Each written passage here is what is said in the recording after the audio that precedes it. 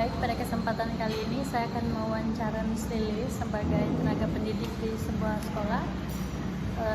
Baik, boleh saya tahu mungkin namanya siapa, mengajar di mana, dan mengajar di sana dari kapan? Oke, perkenalkan saya Lilis Faana.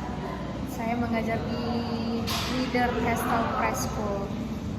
Tahun mengajar di sana sih sejauh ini untuk bulan Januari 4 tahun. Baik, 3 tahun berapa? sekitar 3 atau 4 Iya, tahun. 3 sampai 4 tahun kurang lebih. Berarti itu sekolah yang preschool ya, kayak PAUD gitu ya? Iya, kita ada preschool sama kindergartennya. Jadi kita dari usia 2 sampai 6 tahun. 2-6 tahun. Kalau Missnya sendiri mengajar untuk rentang usia anaknya dari rentang usia berapa? Dari rentang usia 3 sampai 4 tahun kali ya. Nama kelasnya itu kelas nursery. Nursery. Ya. Untuk kelas nursery. Berarti di sana pembelajarannya tatap muka atau offline? Tatap muka. Tatap muka offline sama ya. Iya. Tatap muka atau online? Kita ada tatap muka ya. Kita sejauh ini sistem pembelajaran itu tatap muka dan tidak ada offline-nya, tidak hybrid. Berarti full tatap muka. Iya, full tatap muka. Untuk metode pembelajaran, menggunakan kurikulum apa ya? Nah, kita sejauh ini menggunakan kurikulumnya ada 2 sih, karena sekolah kita Sekolah Nasional Plus. Kita memakai kurikulum deep learning yang punya pemerintah, dikombine dengan kurikulum Singapura punya. Untuk media pembelajarannya biasanya Miss menggunakan apa? Media pembelajarannya itu seperti biasa kita pakai kayak Luspart, terus pakai media kayak PowerPoint, laptop untuk video kepada anak, terus pakai suara, musik, sama media-media yang lain sih banyak. Oh baik. Berarti Ibu Miss untuk media pembelajaran yang berbasis online, menurut Miss anak-anak cukup antusias tidak? Cukup sekali, apalagi kalau untuk anak usia dini ya, yang khususnya 2 sampai 6 tahun ini kan mereka masih memerlukan yang hal-hal yang konkret, yang real ya, yang benar-benar mereka tahu di kehidupan nyata. Nah, kita pakai media online kayak mungkin menggunakan media interaktifnya kayak video itu untuk memberikan mereka pemahaman lebih lagi. Jadi nggak hanya dijelaskan secara mulut atau secara conversation, tapi juga menggunakan video yang ada supaya anak lebih paham gitu, Lebih mengerti ya, lebih mendalam. Baik, untuk metode pembelajaran di sana bagaimana ya Miss? Nah, metode pembelajaran kita di sana itu banyak nih kita pakai, karena kan anak-anaknya disesuaikan ya. Di sana kita pakai metode pembelajarannya itu context learning, jadi CTL kalau kata orang. Context learning itu biasanya sesuai dengan kehidupan nyata anak-anak.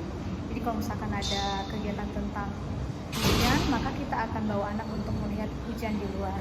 Nah, kalau selanjutnya metode pembelajarannya itu berbasis kayak Montessori, sama ada kita sebut namanya sentra. Jadi sentra itu lebih ke play and learning, belajar sambil bermain gitu.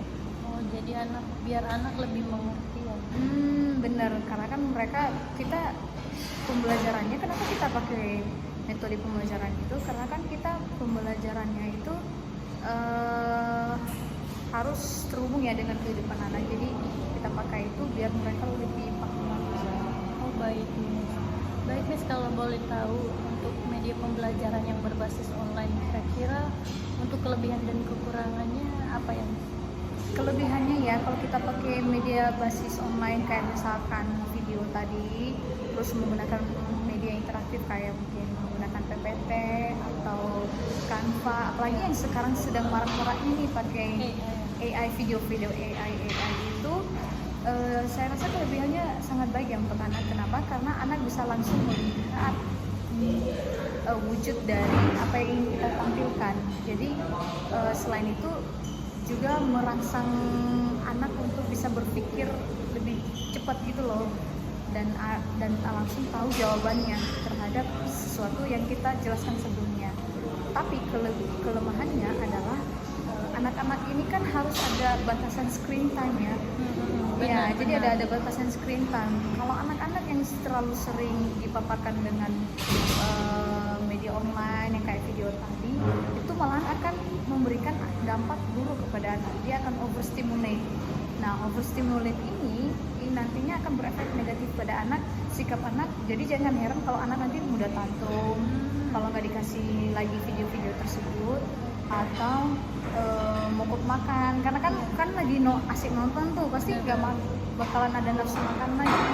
Lalu lainnya adalah dia pasti akan meniru apa yang dia lihat. Nah, anak-anak ini kan usia 0 sampai 6 tahun berada di usia golden age yang itu tadi ya, di golden age usia dimana anak meniru apa yang mereka lihat, baik di orang dewasa ataupun yang ditonton.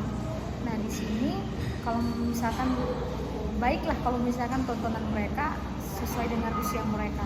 Tapi kalau misalkan ada adegan kekerasan, ada adegan yang tidak sesuai, yang sebenarnya tidak sesuai dengan usianya, pasti dia akan coba tiru dong di kehidupan nyata, dan takutnya dia akan menirukannya kepada temennya.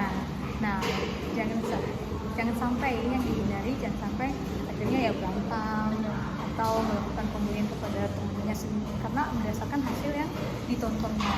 Itu sih kelemahan dari kalau misalkan media online ini ya. Media online kan banyak tuh, ada video-video, ada suara, ada musik, ada lain sebagainya lain.